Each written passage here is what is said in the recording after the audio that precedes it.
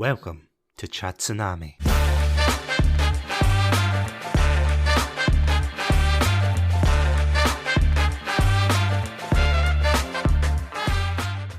Hello everybody and welcome to another episode of Tsunami. I'm Satsunami and joining me today for another special streamer spotlight is my very good friend NaffGaines. Yo, hello everyone. Yeah, there. Jesus, you made me jump there.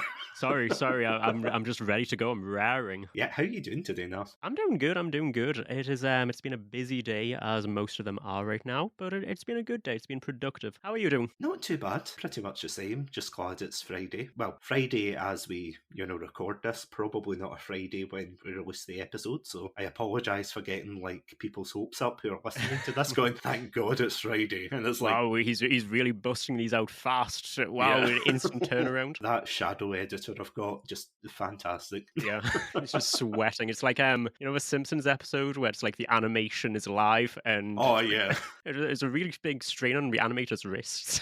that's such a good episode. Sorry, I'm in a really bad habit of in these like interview situations spinning the interview around. So if I steal your interview seat, you can be like, "Hey, get out of that seat. That's the interviewer seat, interviewee seat." Just like, go on, get. Yeah. No, that's perfectly fine with me. I think the worst thing could be if I was like, "How are you doing?" and you just went, "Good." Yeah, That's just it. give you nothing to work with. Just the most difficult guest you've ever had. Yeah, it's like, "So do you like Twitch?" Yes. Or even worse, if just say no and no explanation.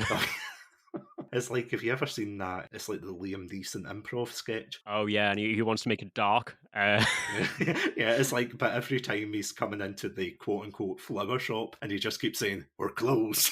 It's Yeah. like, no, you have to give me something here. And he's like, "Oh no." It's like, Yeah, and he's still learn the first rule of improv: yes and, as opposed to no but. that is true. What was that out of again? That's just Or actual. was that just in general? Yeah. That is what I learned when I was studying acting, and it's something that I think is just parroted in like every show that has touched upon acting. I think it's just something that you're taught pretty early on when you're learning improv. How long were you doing that for?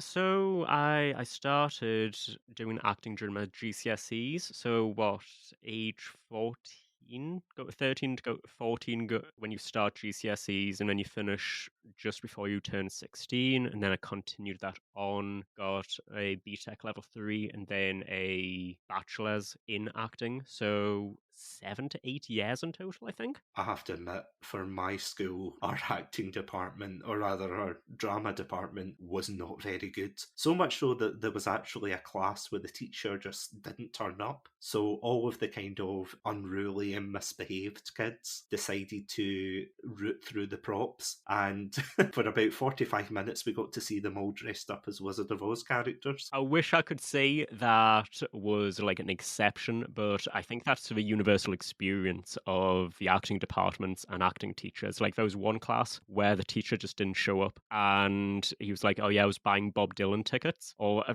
think it was Bob Dylan, or maybe like Marina and the Diamonds, just some like indie pop rock artist. And he was like, "Yeah, that was more important to me. Sorry." Like, "I'm 50 grand in debt now, and you didn't show up." Oh wait, was that for uni? Or was Yeah, that... yeah, Oh god. yeah. I thought you meant school, sorry. No, that was during like pay to win days of education. Oh, Jesus. Why do I get the feeling that's probably not his first time doing Oh, that? it definitely was not. He was a free spirit, and he was very much set your sights realistically. Chances are you're going to work in a bar and be a bartender, but sometimes every couple of months you might get a little bit of a role on Vera, and for the most part that has been completely accurate. So it's not like he was wrong, he was just brutalistic in his approach to it. Well, I mean, technically he was wrong. You did become a Twitch streamer. I don't know if he would call that a win. I don't know if Oh, don't be modest. I don't think when he's applying for other jobs he's like, "Have you ever heard of NAF? Whew, I taught him. Wow, I know, right?" The superstar that went all the way to China and back, Yeah, I don't think that I'm considered one of his wins. I think it would be creepier if he had your picture pinned up in the Hall of Fame or something, and you just Oh yeah, didn't know it. yeah. If he gives me a frame. you never know. He might phone you up and just be like, "Oh, why Be don't you come?" horrified. I would be horrified. He was a great teacher, but I don't believe that what I do now and what he taught me would coexist in the same space. He was very much like an artiste, and I'm just Oh, like, okay. well, I like doing this thing. you know, Definitely different levels of engagement, I'd say. Different vibes, as the kids say. Yeah, he was very much, you have to suffer for your art. Are you hungry? You better be, because that is what it's like to be an artist. And I'm just like, if you can eat, that's kind of The- important. And anything beyond that is just gravy. I can just imagine after the class you being like, "So you don't want McDonald's then?" It's like, Yeah. okay, fair enough. He was one of those teachers that would genuinely, if you asked a question that was kind of dumb, would be like, you need to start practicing. Would you like fries with that? Oh, Because that's all you're going to be Jesus. saying. Very brutal, but a great teacher. I genuinely don't know how to feel about that because you're absolutely right. There's a lot of teachers out there that are like fantastic, but then when you actually get to talking to them, like I had a history teacher who kind of inspired me in a way. Don't get me wrong, spoilers, I didn't go into teaching in the end, but I was kind of wanting to go into teaching. But then every day he would just kind of sit there and be like, "Don't go into teaching, it just robs your soul." I'm so depressed, Satsu. Like, I remember I was helping him like take up boxes in the lift in school, and it was just me and him. He was just standing there like one of these like David Lynchian films, like, just don't go into teaching, Satsu. It's not worth it. Teaching's changed and everything. I was just like, okay. I don't believe that you can be a good teacher and also be happy. I actually kind of agree with that, just because the way the education system is set up, the good teachers are always going to want to do more than they're allotted to, and they will have more classes than they'd like because they'd rather do depth and width, and just the way it's set up, it's not going to work out that way. So I don't think you can be a good teacher and also be happy within the system that's set out, which is a shame. But your teacher did remind me that I spent 4 weeks working at Asda when I was 16, and I was initially interviewed to stock the shelves, just a first job, so to speak. And just how I presented myself in the interview, they liked me and they wanted to put me on the tills, which, by the way, I don't think they were able to, just because I was 16 and I'd be like selling alcohol and stuff. But either way, they did. And there was one person in the break room, and he was like, "Oh, how long you in for?" Which is like the line that is said to a prisoner, not to an employee. But he was like, "Yeah, how long you in for?" And I was like, "Oh yeah, I'm just here for 4 weeks during the summer holidays." And he looked me dead in the windows to my soul and said, "That was me as well.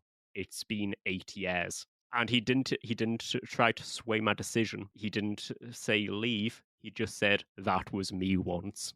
It's been 8 years." And I left soon after. I was gonna say, do you still go to that Asda, or have you never been back since? So like I'm someone that will avoid going to like big supermarkets. I mean, clearly the last 2 years everyone has been avoiding that, but I've never been a fan of going. I've seen that person around, and from what I know, they're still there now, and that would have been 10 years ago this year. So Yeah, yeah. moment of silence for that person. I Yeah. mean, my Oh God. seven. Oh, 07, did you say? Oof, Yeah. God. That's a long time. Yeah. I think, if anything, the pandemic and the lockdowns would have been a change of pace for him. God. Maybe, maybe. Maybe, yeah. Well, maybe Maybe he's busier, listening yeah. in. Maybe he's going to be listening into this and being like, "Damn, he got out. He got out. I'm so proud He's of him." made it. He's a Twitch streamer. It's like my dream. But anyway, sorry. I'm not laughing at him in particular. It's the thought of him like wistfully looking out the window like, I had dreams once, hopes, and then Asda crushed them, which I'm not gonna lie, with my experiences going into Asda, I can see it. I'm not gonna lie, I can see that kind of, yeah. Oh So yeah, you can be delicate about it. I'll say it. Retail is hell.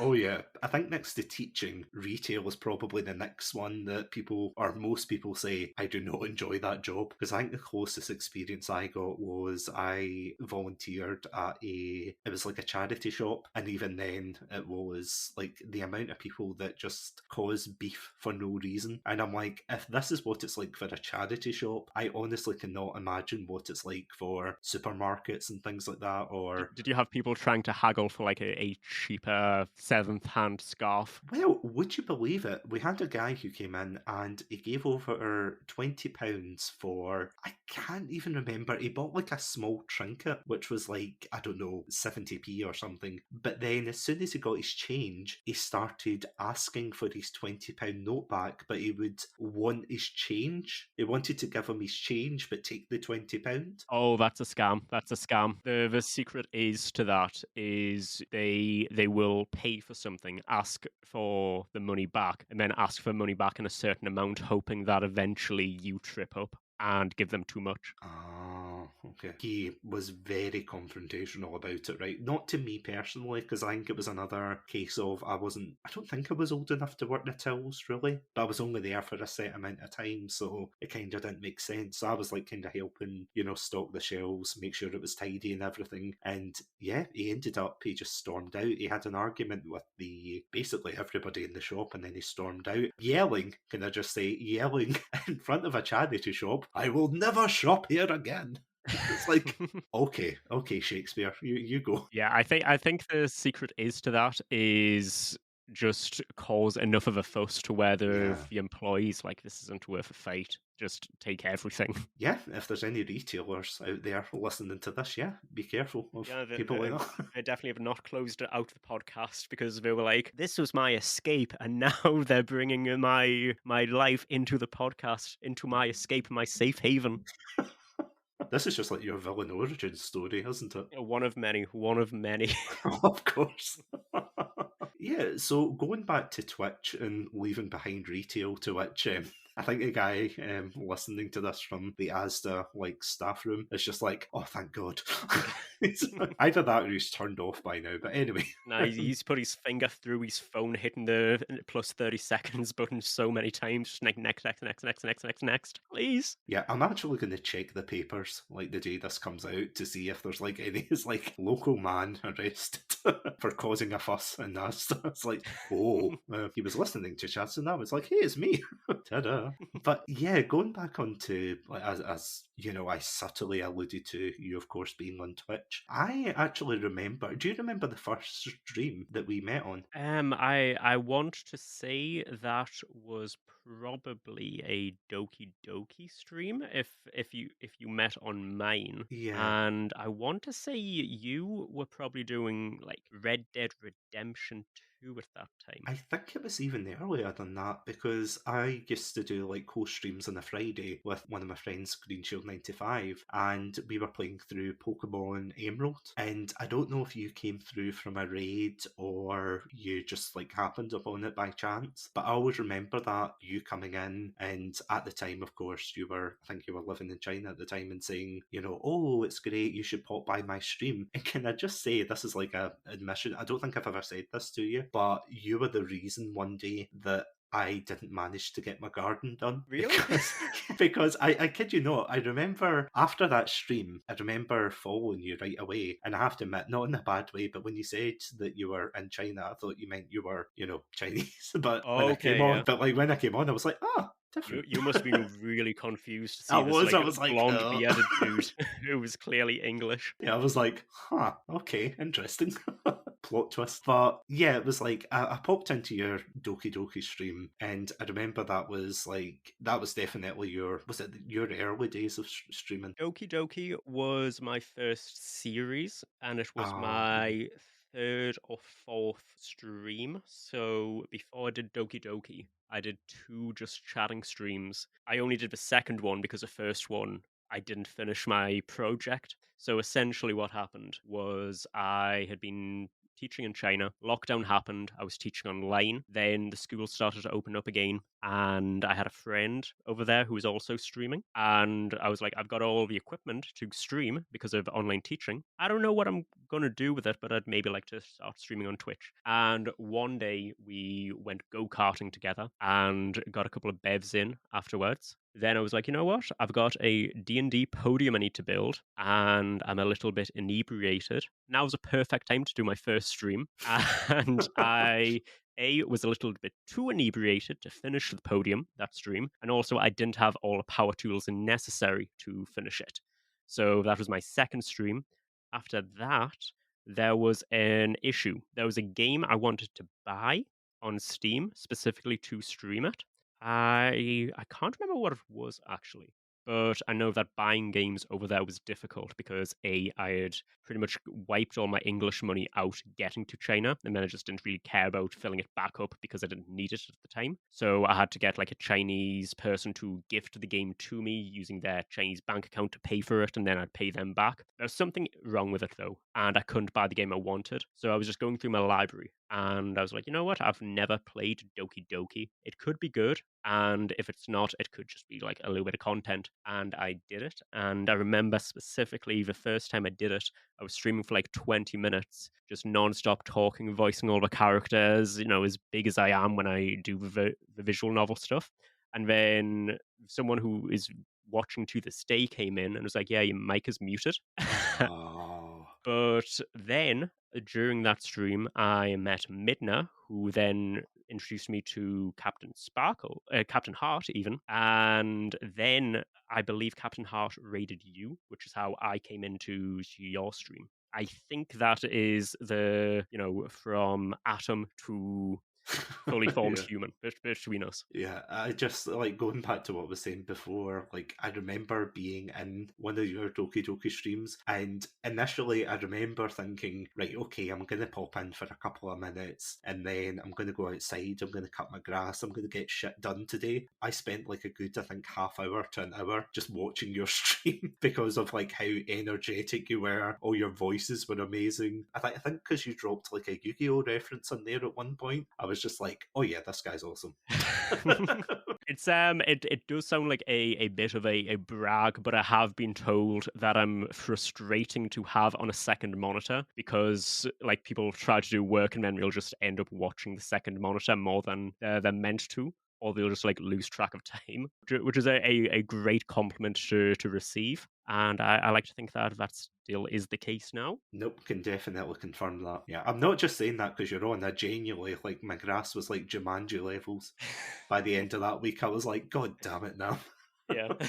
Yeah, but no, I was honestly, I was really glad because it was like such a nice kind of group. As you were saying there before, there was Midna, there was Captain Hart as well coming in, and I think that was probably for me, that was probably the first couple of months, I want to say, when I started streaming. But I'm quite curious though, like, why, like, as you said, it was your friend who recommended streaming, but why, what made you choose Twitch specifically? Or was it just because they were streaming? It wasn't that. I think that because of where I was always going to be fighting an uphill battle because of the VPN issues and just the fact that my setup at the time wasn't ideal. So I definitely wasn't picking the road that would be easy for me. As to why it was Twitch, YouTube at the time just wasn't really an option. I think that YouTube has come a long way in its live streaming stuff, but it was not what I wanted at the time. And I'd been casually watching Twitch since I think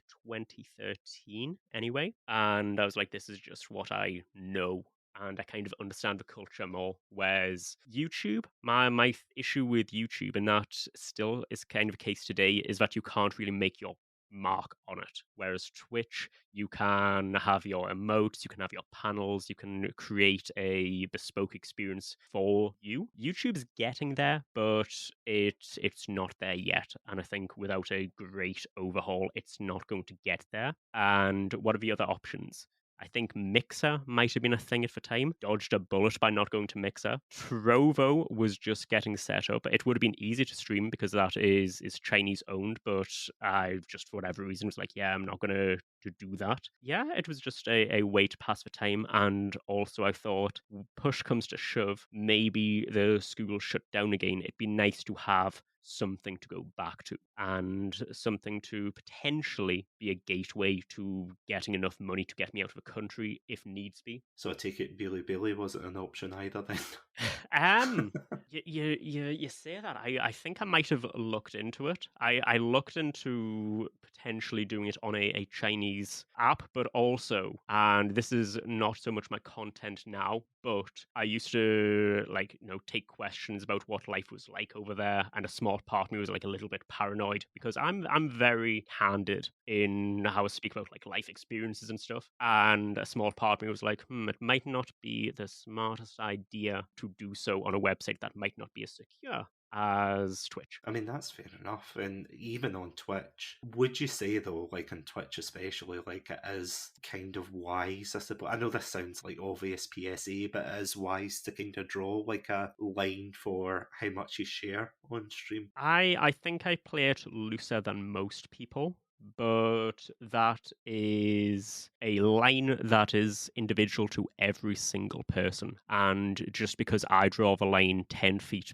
back from where you might draw the line, it doesn't mean either of us are right or wrong. It just so happens to be that I'm like fairly loose with what happens on my stream. Like I know for a fact I don't really care about playing copyrighted music. If I get hit with it, I'll be like, you know what, I probably deserved it.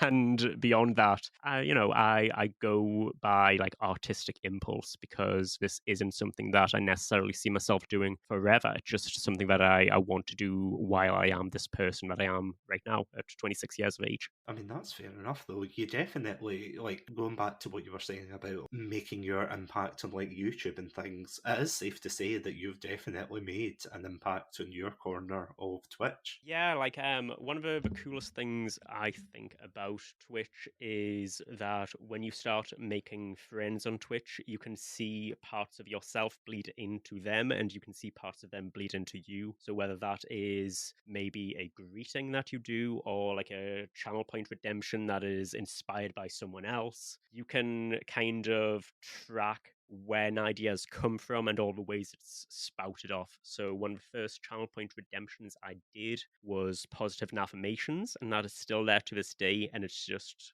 like 20-second quick improv where I'm positive about anything. And I've seen other people put their own spin on it. And I think that's really cool. I think some people can be maybe a little bit protective over that type of thing. Now, I think that's great. I think you go back to the ancient Greek days, you've got Aristotle writing Poetics, and he says there's only 7 stories you can tell. Anything after that is a remix. I don't think Aristotle used the word remix. I think that's a fairly contemporary word, but I think that is true with pretty much everything. And I like the fact that you can track how people have seen your content and been inspired by it. That is quite an interesting point, right enough. Your community definitely does shape who you become as a streamer, I would say. Oh yeah, 100%. I don't think I would be the person that I am now had I not started streaming. I mean, at one point I had the pink hair, which is the generic streamer thing. You dye your hair a weird color because you're like, this is my job now. I can do whatever with my hair. I don't have that now, but I wouldn't have had it had I not been a streamer. So what you're saying is it's your mod's fault for Y- that. I'm trying to think what the impetus was for the colored hair. I think it wasn't even a mod thing. I think what happened was I'd already dyed my hair because I we had the sparkling water debate, Oh, and of I was like, course. you know what? If we hit X goal, I will drink 1 sparkling water on stream. And I was like, this is going to be really crap if I just drink a sparkling water. And I'm like, well, I didn't like it, but it's done. So I thought I've got to make a show out of it. So when I knew we were going to hit the goal, I dyed my hair and I wore a hat that day. And then when I finished the drink, I took the hat off, quote unquote, because it was hot. And people were like, whoa. And then I saw myself in the window preview and was like, whoa, what's the sparkling water done for me? I think that was the first pass of like stream molding me. And then I was like, you know what, let's just see how far we can go with this. So I did the pink thing, and pink was like a branding thing for a while. I'd say pretty much until 4 months ago. And yeah, just parts of my lexicon, how I talk, are definitely shaped because of the fact that I stream now. This is going to sound terrible, but are the pink haired emotes still in your chat as well? Um, Or were Some they of them taken are. off? Some of them are.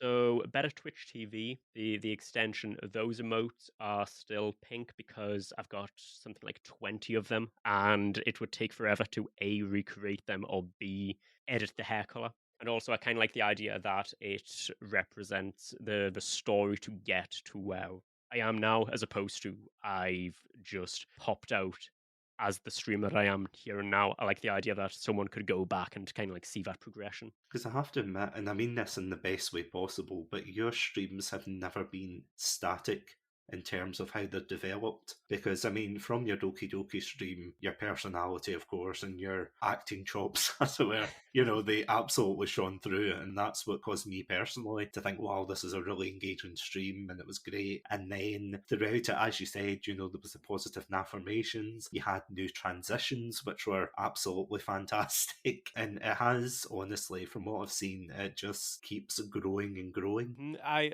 think a big part of that is I get bored of things very, very, very quickly. I think maybe faster than a lot of people do. And I think if I can get bored of something, other people will. So I like to keep it fresh. And also just I like the fact that it is transient. The skill set that I have now is 10 times what it was a year ago, which is still 10 times more than it was when I first started because it's been 18 months now. And I like the fact that you can again chart that progression from the days of streaming for 20 minutes without having a mic on to where I am now with a kind of high tech setup and everything being pretty much where I want it to be for the time being. I like the fact that you can see that progression, and I think that is a big part of why the audience that I had when I first started has stuck around for the most part because they are going on this journey with me, as opposed to I've done this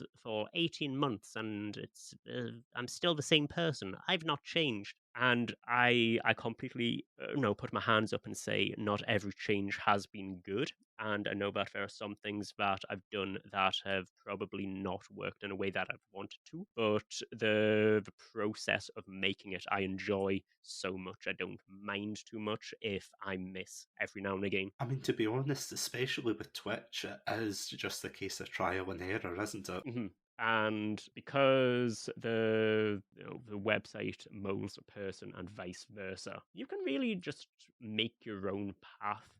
You could be static if you wanted. I could be static if I wanted. Thing is, I just don't.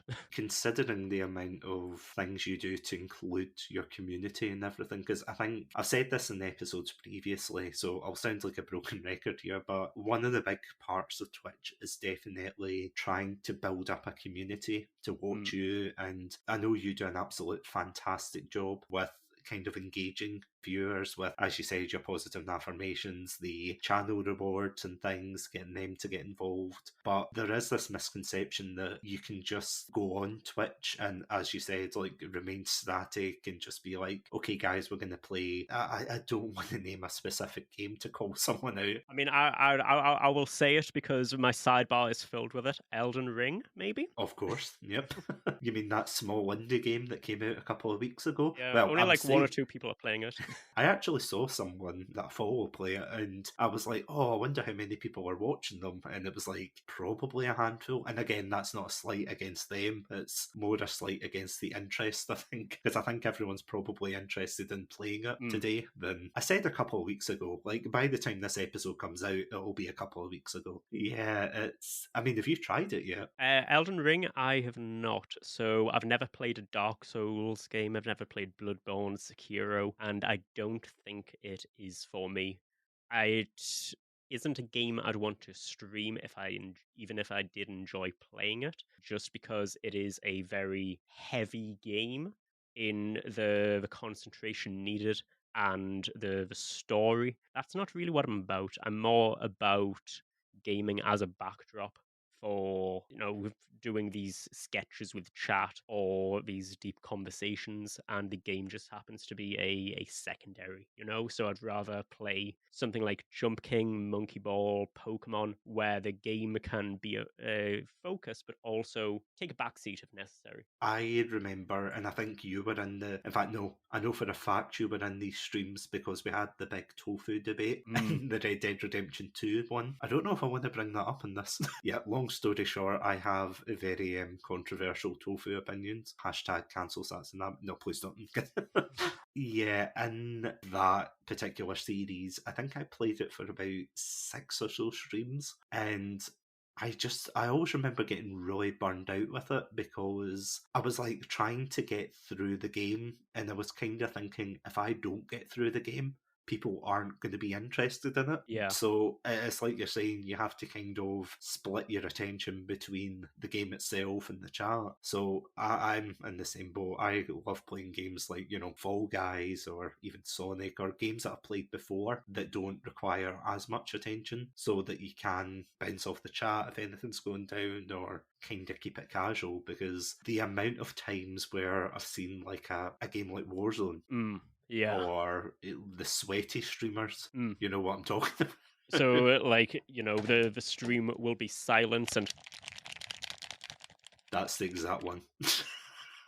and then it'll say number one victory royale, and they'll just say, "Let's go, let's go." Yeah, and they'll have like techno music blasting in the background. And Mm, then if you say hi in the chat, they'll go, hey. Or not even a hey, like some kind of mm.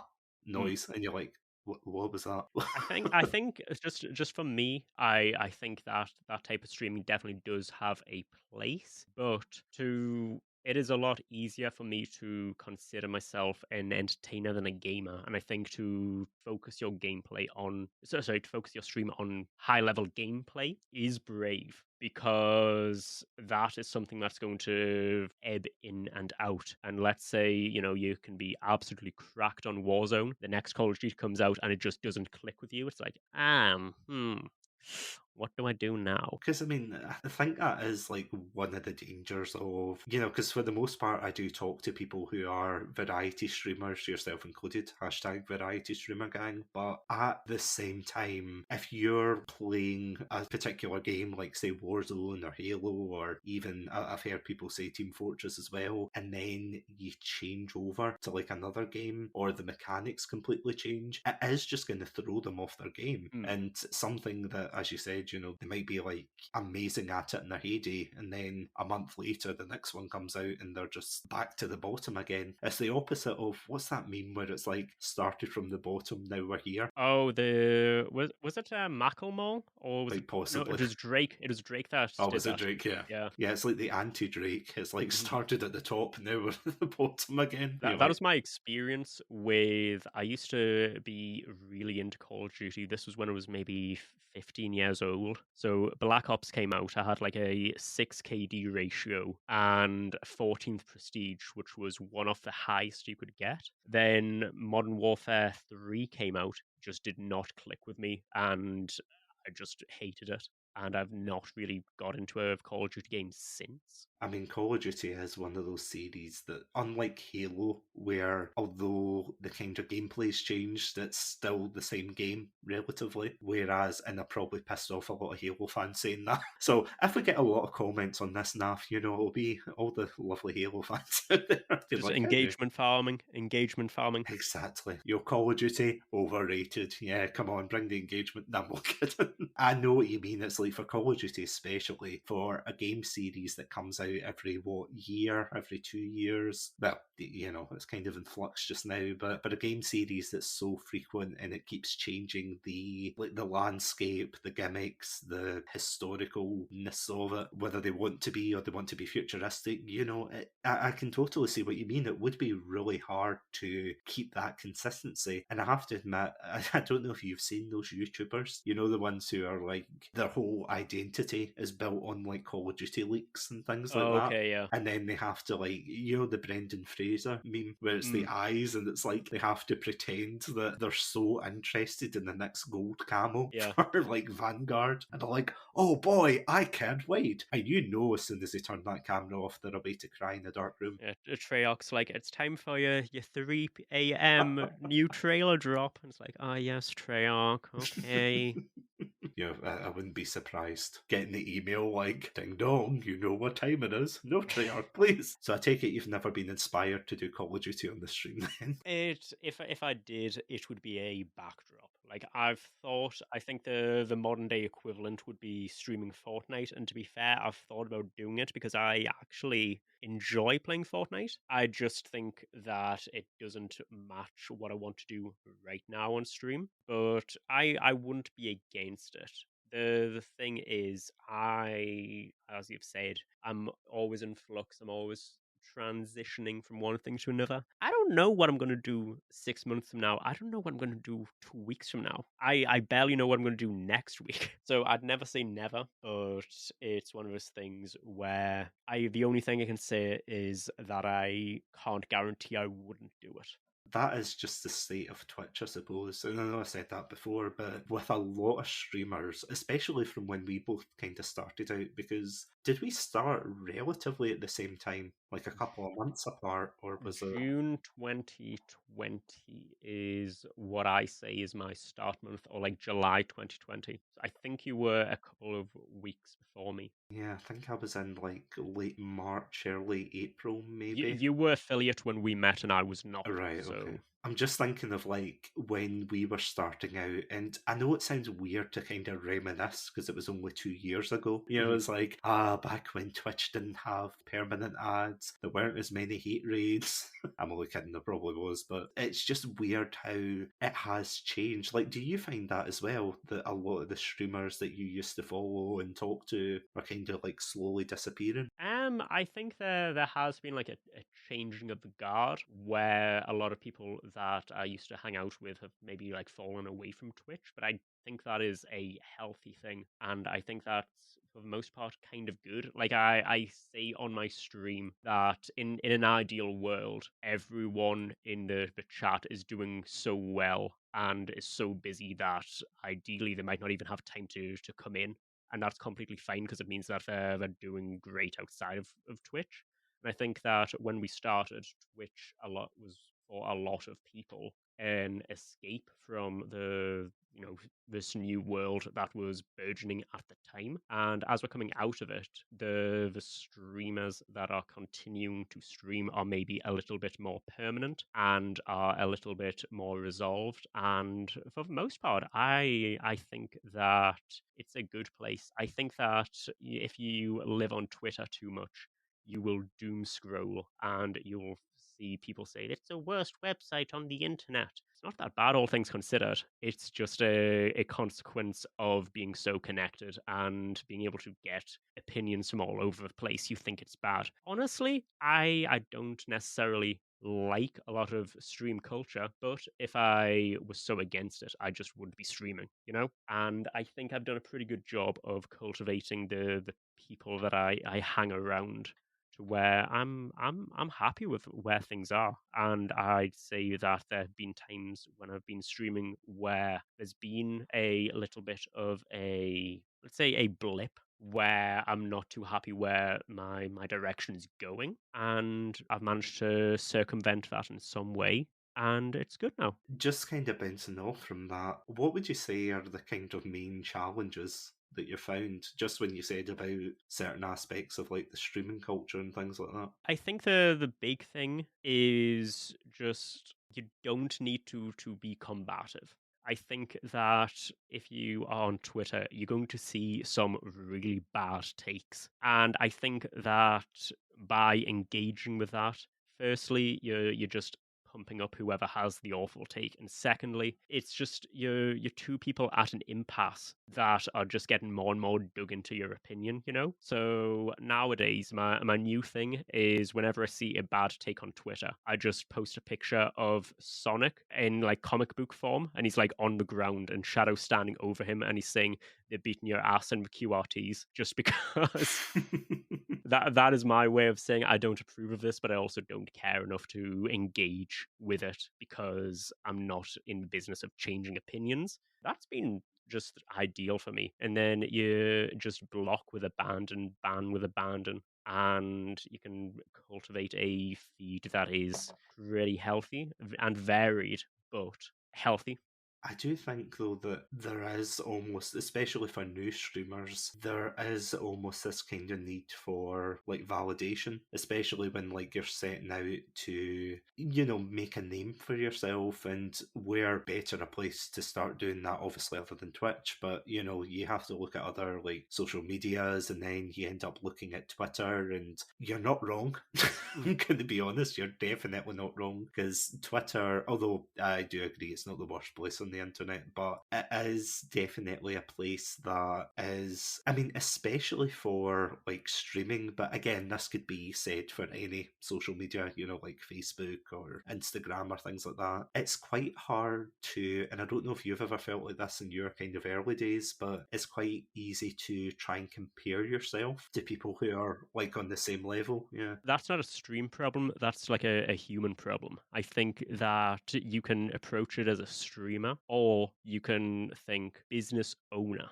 And when you think of it as business owner, you can be streaming, you can be video editing, you can be knitting and find competition that are doing better than you and find competition that are doing worse than you. If you let that affect you, it's going to end pretty badly. And I think that if you look at streaming as a quote unquote business, you have some pretty scary statistics. For example, what is it? Something like 9 out of 10 businesses fail within the first year. If you approach streaming as a business, you go in knowing that chances are a year from now you're not going to be doing it. But if you approach it as a hobby, like I have, which I consider myself to be a hobby streamist, I don't see myself doing this long term. I'm just doing it for as long as it makes sense. And then I would be more than happy to take a backseat if something in my real life or a job as part of my online life had to take precedent. I'd be okay with that because I don't see this as anything other than just having a good time. And I think that is why I don't care too much to compare. No, it's totally a good point. It's something I think that, especially for new people coming into it, they don't take that approach. And I think your approach is definitely the best way to look at it, because you could easily say, you look at someone else who has, as you said, a very terrible take, and you'll go, oh, well, although they've got a terrible take, why are they getting this much attention and things? And Mhm. it is just like, especially mental health wise, it's a very slippery slope of caging yourself within like this one area of the internet and thinking, I need to be, I was about to quote Pokemon there, and be the very best. Yeah. Like no one ever was. I was like, God damn it, right in the middle of a serious point. I think that it takes ego to compare yourself to someone else. Like there was a streamer.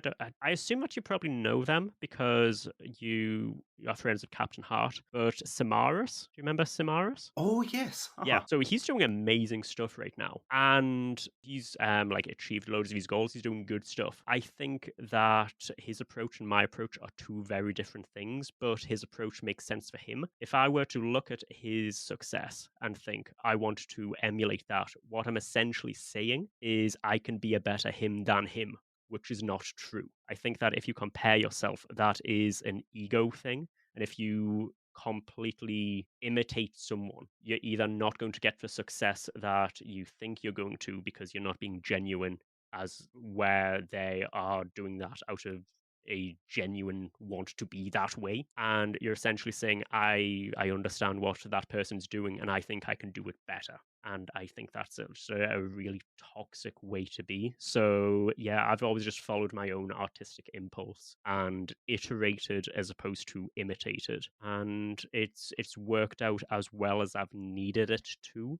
Has it worked out as well as in an ideal world it would? No, but I think everyone has that, where it's the what's it? It's the illness of more or something, where no matter how much you have, you're always going to have this need for more, whether you admit it or not. And then eventually you XQC and you're like Emperor Nero crying because you have no more lands to conquer. It's completely true, though. I think this is something that there is kind of a misconception in terms of when people come onto Twitch and they look at it as either easy money or, as you said, they're going to be the next XQ. Is it XQC? Yeah. I always get his name mixed up. I just remember the letters and I'm like, how do I letter? But yeah, they're looking to be like their next idol. And I think the takeaway from it is, especially for me, is it's okay not to be them. Mhm. Because if the world was filled with Pokemons, ninjas, and things, Twitch would be a very, very boring place. You Mhm. know, like if everybody was exactly the same streamer, and I know what you mean about Samaras, like I don't know what he's doing nowadays, but back then I remember he was doing a lot of Fall Guys streams, and I saw that even the Fall Guys developers, because he was doing so well there, they were like contacting him through, his tweets Yeah, and he's things. had a back and forth with the Fall Yeah, Guys Twitter before. you could see that in the distance and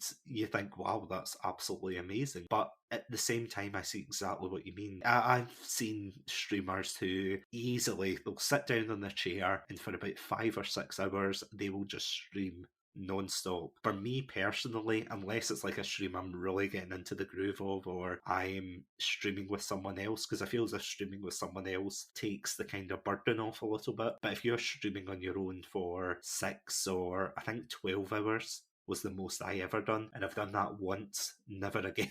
It was good because I managed to split it up, but I can't imagine having that mindset where, although I do try to put a lot of work into like streams and podcasts and things, it can't consume your life. Mhm. It's something I think that, and again, like people will be sick of me saying this, but I always bring up the idea of the grind culture, which Mhm. comes along with that. Have you seen those people that they'll come up with like bare bones, like Twitch tips, and they'll be like, oh, this is how you grow your stream. But at the end of the day, if, there's two people who are polar opposites, like if I try to adopt your tactics, or not tactics, sorry, that sounds terrible, like your schemes, like if I try to adopt the way you stream onto my stream, people would just get confused. And you're right, it would just come across as being disingenuous. And then I Mhm. would have like dyed my hair pink for nothing. Yeah, I can't imagine going onto Twitch and not being myself, Mhm. I don't know. I feel as if people put too much of the idea in, especially for things like VTubers as well, but that's a whole other thing. I think a big part of what's made my mindset towards streaming the way it is I think that streaming is the modern day acting. Yeah. And I think that I never really had aspirations of making it as an actor despite training in it. I more was doing it to become a more well rounded individual and build up a skill set. And I did it also because I enjoyed it. And I've seen people who have lost themselves to wanting to be an actor. And they're hungry and they're not happy. And the win that they might get every couple of months does maybe not outweigh the downsides that they feel every day. And if they want to continue down that road and see acting as being a full-time profession, maybe one day it will work out. But I think that it's a scary thing to make something that is a hobby into a make or break career, because when you are forced to choose between eating and doing what you want, you're going to end up hating what you like doing because you're going to be hungry while you do it. And no longer becomes a hobby then, does it? Yeah. It just becomes something you're stuck with doing because you're so dependent on getting paid for it. And then once something becomes a job, it is more than just your recreation. It is your self-worth. It is your social life. It is everything. And I think that's a scary thing to make the jump to. And I think that is a big part about why I don't see myself as a quote unquote streamer. I don't see myself as bleeding purple. I just see myself as a dude that hits go live and is a little bit eccentric and kind of just follows artistic impulses. It's just, it's weird to think of, like, all the people who do it full time, and, their lives are constantly scrutinized, like their actions online, their every move. Oh, we've seen them in an Asda. But personally, I mean, that's kind of partly why I don't do face streams. Like, I think the closest I've ever done is, like the VTubing stuff, purely because I feel as if something was to go wrong, like if I didn't want to do it anymore, or I no longer had, the capability to do it or anything, then I could just set it aside. And Yeah. that way it's like locking away your persona in a box and just being like, okay, this is Satsunami. And when you come on, it's like, oh, it's Sats, or whatever moniker anybody uses online. It's like that moniker versus who you are in real life. Because, like, I'm saying I'm a shy person, and I say this in every like episode. I'm like, I'm shy, I'm introverted, I don't like answering the phone and things. But you wouldn't get that impression, maybe. Like, I'm very soft spoken, as you can tell, but no, I'm not like someone who would like actively, go and stream and be like, "What's up, guys? Woo!" Because unless like I did it as a kind of joke, it wouldn't be me, if that makes Yeah. sense. Even Mhm. me projecting, because even though we put ourselves out, I think more because you as well, you are putting yourself out there, and like what you do with your streams is fantastic. But if you try to put on like, kind of half you, half your streaming persona, your like real self is always gonna like seep through that as well at moments. Yeah, I think some people hide it better than others. So when I talk about being anxious and shy, people are like, "What, really?" And I think that at least how I approach it is I don't want to build up a stream persona. I want to just be myself on stream, and I think that's what I try to endeavor to do. But I can totally see it the other way, where you want to have these two boxes and you can choose your own adventure which box gets open today. Because I know for a joke you did dabble in the VTubing sphere for a while. Have you been exposed to that side of Twitter yet? Yeah, I've got a lot of VTube friends, and for the most part, I appreciate a lot of what VTubers do. I think that branding wise, they are for the most part very, very smart. I think networking wise, with the whole agency thing, I don't fully understand it, just because I'm not a part of that world, but I think that it's an important place in the online sphere, and I think there are things to pull from VTubers, some things that you can definitely pull inspiration from. And whether you see that or not in my content, it is there and it has inspired me a little bit. I think that VTubing as a whole is incredibly important because go back 10 years ago, the technology to go live was, you had to have this very specific setup and you had to have XSplit, and XSplit barely worked, and you couldn't have all these overlays. The barrier of entry is getting lower and lower and lower. And I think that VTubing has lowered the barrier of entry again, even though getting a model is very difficult and expensive. If the thing that is stopping you is anxiety, VTubing has taken that away at least a little bit, and I think that can only be a good thing. I think the barrier of entry being as low as possible can only be a good thing. It definitely, I mean, for me as well, being someone who doesn't show their face on stream, I feel as if it's like quite a good way to express yourself on Mhm. streams. But see, at the same time, I don't know how much personally for me I would identify as like even though it's in my bio, I'm kind of shooting myself in the foot here, but like you see like a lot of people, same with like a lot of streamers as well, they take on like the same kind of identity of setting up this kind of lore for themselves, if that Mhm. makes sense. Whether it's the character they play, whether it's the stories they want to tell. And I think whether it's, like the top streamer or the top VTuber who's doing all these fantastic things, and you're starting out again,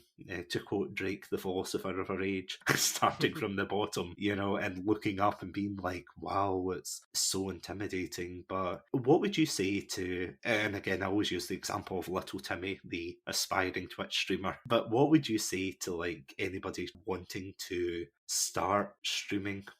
Start streaming by watching content you like, but also content you don't like, and learn more from content you don't like. Because, like, put it this way, to when Led Zeppelin or Nightwish made their albums, they weren't listening to rock music. They were listening to like symphonics and classical stuff and pulling in those influences. And I think that's the way to make a unique identity. I think that, let's say if I only watch streamers that I liked, I would just be taking the parts of them that I liked, which would probably be most of them, and regurgitating them. Whereas if I can watch a streamer that I don't necessarily resonate with, but be like, you know what, they do this well.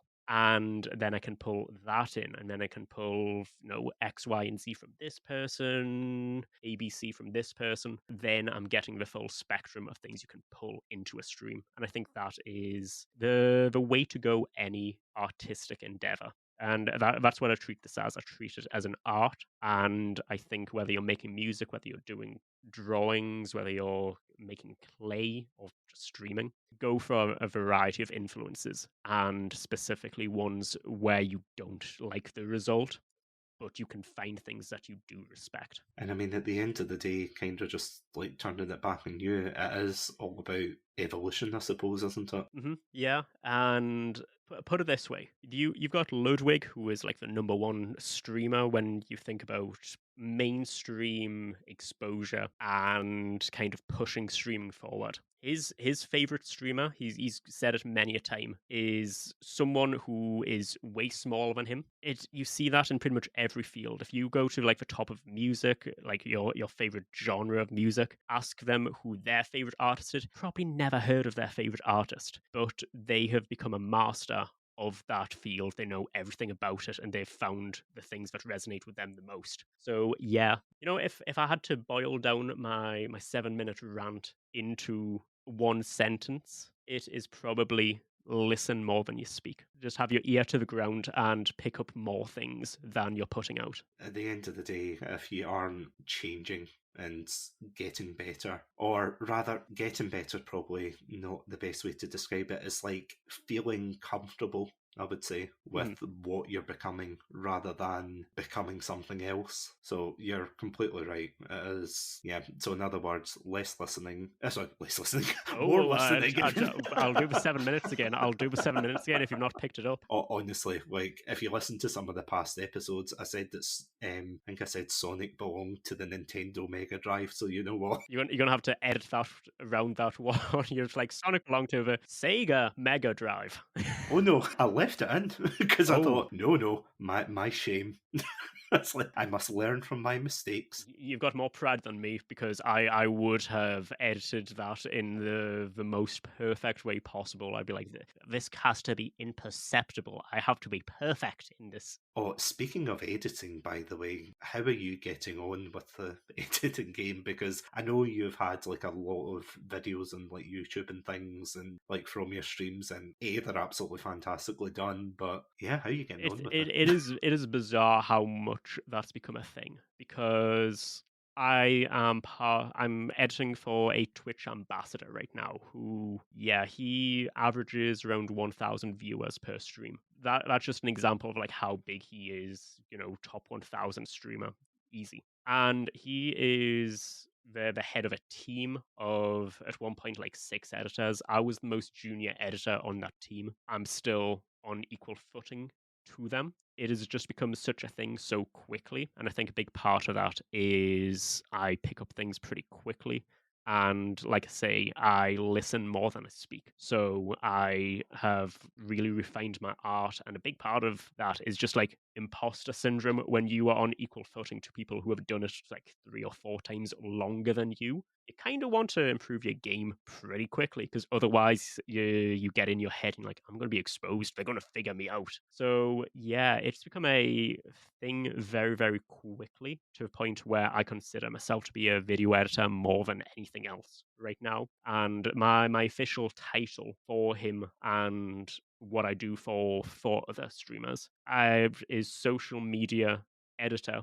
and live stream producer. And that last title is my favorite because when you say producer to someone, they actually have a grasp as to what that is. And it is a hell of a responsibility. And one of the things that I think people can maybe undervalue or forget about is there's like a responsibility to taking someone's attention. Whether someone is in your stream for like 5 minutes or 4 hours, boil that down to minimum wage. And they are essentially giving you money in a non fungible way. They are giving you attention, and that's a responsibility because they could be hanging out with their family, they could be hanging out with their partner, with friends, they could be refining a skill. And I think there's a responsibility to having someone's attention, to having an audience, and that responsibility is to use the power that you have very, very carefully to make sure that you're putting out good values that you can believe in, and also that the content is as good as it can be. Because let's say someone is watching you for 3 hours, 3 times a week for a year, that really adds up. And when you boil it down to that, you're a big part of someone's life. And I think with that, you've got to make sure that they're not going to regret that.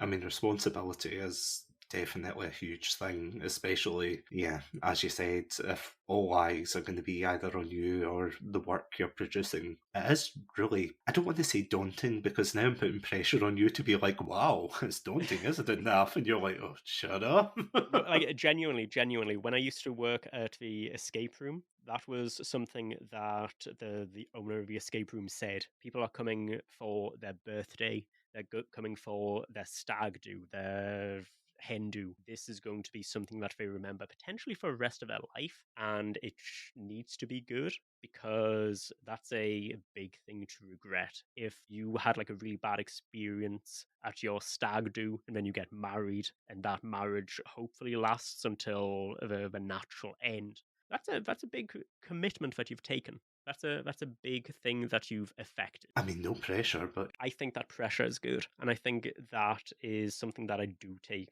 very, very seriously. For as much as I, dick around and tell like poop and fart jokes, at the end of the day, that responsibility when you're taking up someone's time, I do take deadly seriously. usually whenever I stream, I am always like really happy when people pop in, or even when they listen to the podcast, like this one. Link to the lovely listeners at home. But it's the fact that they are dedicating their time and, they're focused on what you have to say, what you've created, whether it's something like this, whether it's, like a shit post online, whether it's a video that has been published to YouTube, whatever. It's like I completely agree. It's like you want to make it worth their time. Mhm. And I mean, in a kind of like real world example, even for things in the job that I do, I've got responsibility for certain things, some of which has been through like de facto means because, like somebody's left and then they're like, Satsu, you're taking up the mantle of responsibility. And I'm like, I am not qualified, thinking I'm still like the same early 20 something. Well, early 20 something, I should reiterate. I'm closer to 30 than I'm 20 these days. In fact, this year will be the big 3 so there you go.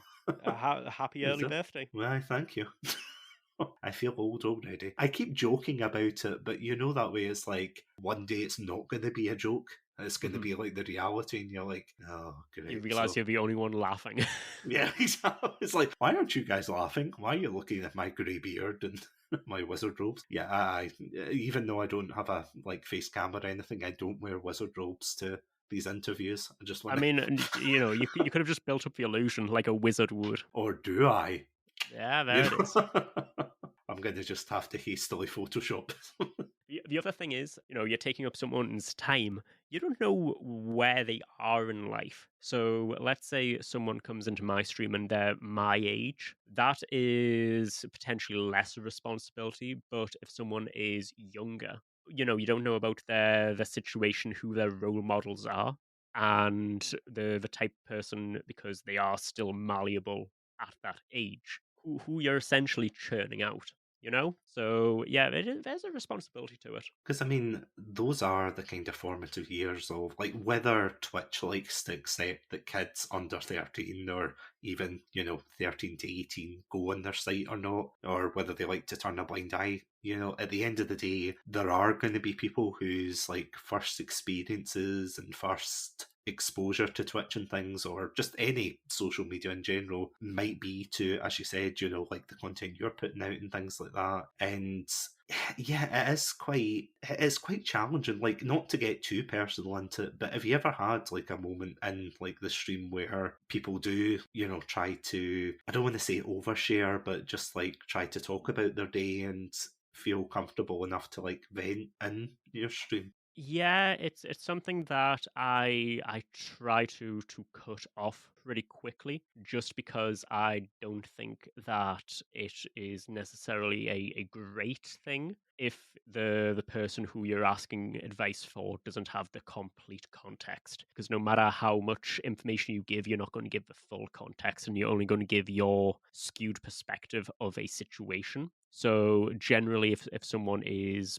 oversharing, or to use the common phrase trauma dumping, I generally will just give resources and tell a story of a similar experience that I can kind of relate to, but in the just reiterate that it is just my opinion, and at the end of the day, this is entertainment. There have been people that I've seen kind of like mature through watching my stream, and at one point they were potentially a little bit problematic, and they've come around, and I think that's a great thing. And to put that into my own story, for the last 10 years or something, I've been watching a streamer called Northern Lion. I see myself like slowly becoming him, and the fact that I have taking up mannerisms of him, and closer to him than I would otherwise have been had I not watched him, I can see myself doing to others. And I think that is a scary thing, and something you have to be aware of, and not something you have to change your behavior to suit, but it is something to be aware of. In one of the previous interviews I did with another streamer called Wisteria Moth, we talked about the idea of like setting boundaries Mhm. in your stream, because I actually remember, and I don't know if you remember this stream, it was one of yours absolutely ages ago, but it was a guy who came into your stream talking about parasocial relationships. Oh yeah, that was when I was playing Undertale. I remember that. And it was just getting very, like, initially, to give context, it seemed as if he was very just intense, wasn't he? I'd say that he had a viewpoint, and he wanted to either have it validated or combated. And I think that firstly, the dude never came back, and that wasn't due to like me kicking him out. It was mostly just because he had a viewpoint, and he might not have got a reaction he wanted, or he might have got the reaction he wanted and was like, okay, that's me done. Because I have to admit, you did handle it really well. Because I think initially, from what I remember, you had said something to him, and then you just said, like, listen, I'm just here to play games, kind of thing, to Mhm. have a good time. And you did completely defuse it really well. Yeah, I think what I said, and this was maybe like the third game I ever played on stream. Actually, I remember it was Undertale, which means I was farming for affiliate, because the only reason I'd play that game was because people liked RP as the characters and will give you follows, and then you need to hit that magic 50 to get affiliate. So this was pre-affiliate, and I just said that people come to a website for different reasons, and whether they get their needs met or not, as long as it's done in a healthy way, that's kind of at the behest of the individual. And I can't really stop people from building an unhealthy relationship. I can try, and I can set boundaries. At the end of the day, I'm here to have fun, and that was kind of the attitude I took towards it.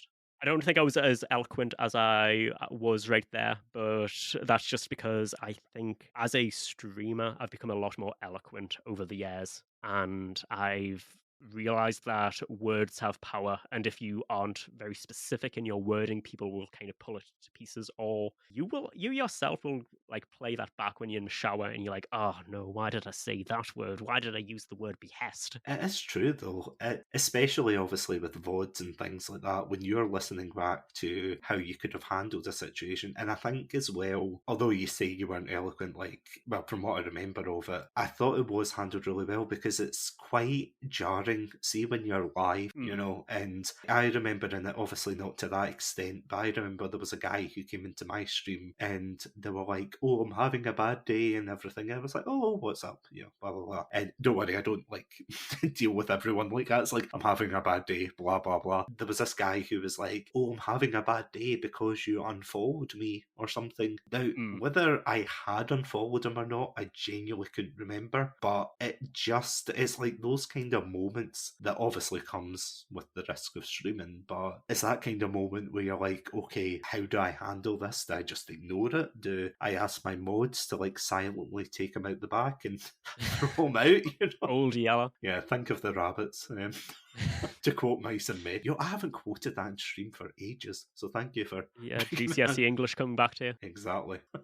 Oh, those days, which I definitely don't miss. Yeah, it is. It's like getting put in an awkward spot and really trying to figure out a way to get by that. And I think the only way you can figure that out really is just to grow as a streamer. Yeah, it's one of those things where I've seen people who are bigger than me handle it better, and I've seen people who are bigger than me handle it worse.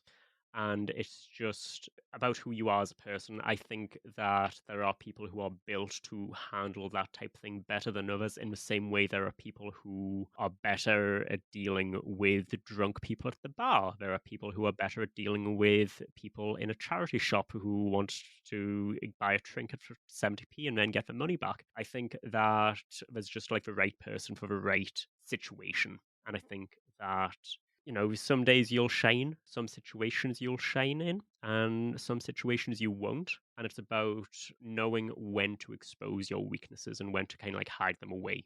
Because there's been situations where I've not necessarily handled an odd situation well on stream. And then I've gone back and be like, okay, so if that happened again, what would I change about that? And eventually I'm going to be as close to bulletproof as possible, hopefully. Honestly, that's really all you can ask for. Yeah, just trying to be the best version of yourself. And again, I know I keep like repeating it, but it's just like trying to evolve into that person that you want to be and like how you're going to present yourself to the rest of the world. And saying all honesty, I think that's a great viewpoint to have. I think it's very transferable as well. Like if you can handle social situations well, you will be more adept at handling the conversations in chat. If you maybe struggle a little bit, you might struggle a little bit with chat, but as you get better in one avenue, you'll get better in the others. So either way, whether you stream for a week, a month, a year, 10 years, that is almost a Friends theme song. Yeah. But But I was just about to clap there. yeah. You are a better person for having exposed a weakness and gone back and reflecting upon that afterwards. And honestly, I don't think we can end on a better note, can we? No, I think that's. I mean, looking at the notes that you sent me beforehand, I was like, we have ticked off maybe two of these, but I think that that is a nice way of wrapping it up. Nope, that is perfectly fine. Yep. As I said, a casual chit chat rather than an interrogation, so Mhm. we're all good. Like I said, I don't thrive well in like interviews just because I'm too conversational and I like to turn it around a little bit, you know? Well, if it was all interview like questions, I feel as if definitely these type of episodes would be so boring to listen back to. It would be like, so what do you think of Twitch? Good. End of episode. That's it. Yeah. 2 minutes. Speed run. It's hit the theme song, do do do do do Do, do, do, do, and then do. credits roll. Just the Seinfeld music blaring. Yeah. Oh gosh, if only. If I wouldn't get if I didn't get copyright striked by the Seinfeld, then maybe I would risk it, but Mm. maybe I'll have to just like get you in with your like bulletproof, no fear of copyright. It's just like I'll play it for you. I have it on good authority. Seinfeld theme, okay. Kirby Enthusiasm theme, not okay. I've learned from my past mistakes. Kirby Enthusiasm theme does get hit. It does, yeah. Yes. I've even been hit. That and Roundabout. Have you been hit by that? I don't think I've played Roundabout. I think I played a tiny section of it and it was fine, but I played like 1 or 2 seconds extra of it and Hmm. it got absolutely slammed by YouTube. And I'm like, thank you, copyright. Very cool. Actually, did I ever tell you about my, I think it was like a Among Us stream? It was like one of the VODs that I ported over, or sorry, No. exported over to YouTube, and it got copyright struck. Not because there was no music in it or anything, it was all like the music, it was just someone that was like going around copywriting Among Us like Okay, yeah. videos. The joys of YouTube. And anecdotally, you hear that very, very commonly, especially if you have a viral video, because people will be like, I want a bit of that ad revenue. Is that for me? And then they'll just strike you down for nothing, really. I mean, just wait though, Naff, because you'll be so popular that you'll get your own like knockoff Facebook channel where it's like they've got your video on like a white backdrop and Mm. just like unrelated text. This is me when laughing emoji, arrow pointing down. My favorite one of those, it's like a Chinese Facebook page. And firstly, that is a paradox in itself. Oh, But of course. it'll be a Chinese Facebook page that posts film clips, and every single one is set to a ragtime cover of a Queen song. We I will want rock you. Yep. Yes, it's Yep. that I've one. seen them. Yeah. They are Really, weird. really common. And to be fair, every time one comes up, I will watch it all the way through. I have to admit, I have a morbid fascination with them myself. I'm just feeding the algorithm, but it works. It's like I have no idea what's going on, but then you go to the next one and it's like the title something like "Man gets upset when boy betrays him," and it's like, I mean, with a title like that, you just gotta watch it till the end. I remember one in particular, and it was the Justin Timberlake movie In Time. Oh And yeah, the caption was "Time equals money," and then you just hear like we will," with the ragtime piano in the background, and it's like this is the worst content I've seen in my life, but I'm going to watch it to its compilation. Do you know? I think that's the only time I have ever heard that cover song. I have never heard it outside that context. So the secret is you go on YouTube, you find that exact cover, and all the comments are like, "You've come from that Chinese Facebook page, haven't you?" Every single comment will be like, "Yeah, it's on every film clip. I don't know why, but it's there." Yeah, it's like you've met with a terrible fate, haven't you? It's Yeah. like, yes, I have. And on that note, as I go to look that up on YouTube and earn a bit of extra money, I will be Dadja howing across the internet for that. Jokes aside, thank you so much, Naf, for It's coming been a on this pleasure. It episode. has been a pleasure. Thank you. And yeah, before we actually finish up, where can these lovely listeners at home find your content? So I've go by Naff, but the full name is NaffGaines. That is NaffGaines on pretty much everything. You can find me on Twitter, Twitch, TikTok, and Instagram. Probably if you want to get the good, the bad, and the ugly, that will be on Twitter. We get a little bit of DJing, we get a little bit wholesome there, and that will be the central hub to anything else you can imagine. You're looking at probably on average 3 streams a week, looking at potentially doing a little bit more throughout the month of March. We've got Monkey Ball, we've got Super Mario 64 speedruns, we've got, and I've not even told people in my Discord this, but Hitman 3 coming up. So it's going to be a good time. So please come on by and, use promo code SATSU when you join the chat, and I will fist bump my camera. I feel so sorry for your camera or your future camera. It's like, it's okay, I needed a new one. Oh, are you single-handedly going to get me the partner push? You're like, I'm going to push so much traffic Yeah. to you. I'm going to get you to punch a camera so much if it kills me. You're just going to pull up in chat being like, want to be famous? Buy followers and views at X Bitly website. Is it not? Oh, what was the company that had bots in people's chats? It was like McDonald's, wasn't it? McDonald's, yes, but I think the amount of bots that actually were bots a little bit overstated. I think the McDonald's bot probably ran for like 2 weeks, and then people got the copy pasta and then started pretending to be bots and spitting it out. Like, I think the people were just so put off by the absurdity of McDonald's advertising via bot on Twitch chats. People just ran with the copy pasta. I don't think that it actually ran because, like, people still get the McDonald's stuff today. I don't think it's a bot most of the time now. That would honestly make like such a good like expose documentary. It's like, is it a bot? Is it a man? We might You never do it know. like a true crime thing where Yeah. you zoom in on message and then the colors invert, and it's like, it was Oh, just a normal message until. until.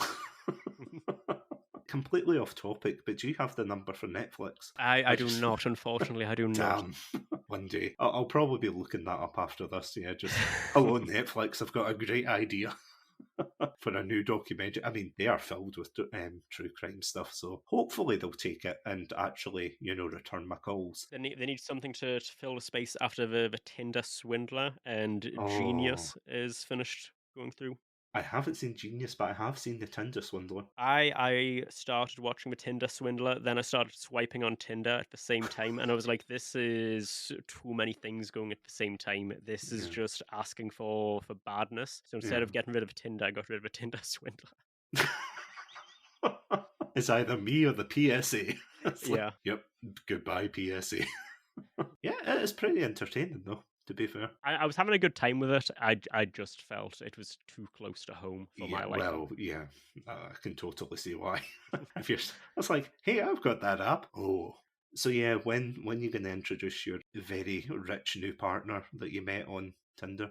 I don't know. She just keeps asking for 30,000 for some reason. Don't worry. I'm sure that's pocket change for her. She just keeps talking about how like her enemies are after her. It's really weird, but she's definitely real. I'm sure. Although the thing that was a bit weird with the photo you sent was she had her own watermark on it, Shutterstock Studios or something. Oh yeah, Getty Images. Getty. What's my name? Ah, Getty. It's like, what a beautiful name. And on that note, thank you all so much for listening to this episode. If you want to check out more Chat Tsunami content, you can check out the podcast on Anchor, Spotify, iTunes, YouTube, really any good podcast app. So look for the Red Panda under the name Chat Tsunami. And as always, thank you all so much for listening. Stay safe, stay awesome, stay hydrated, and most importantly, be careful on Tinder. Just be careful. Bye, guys. Bye.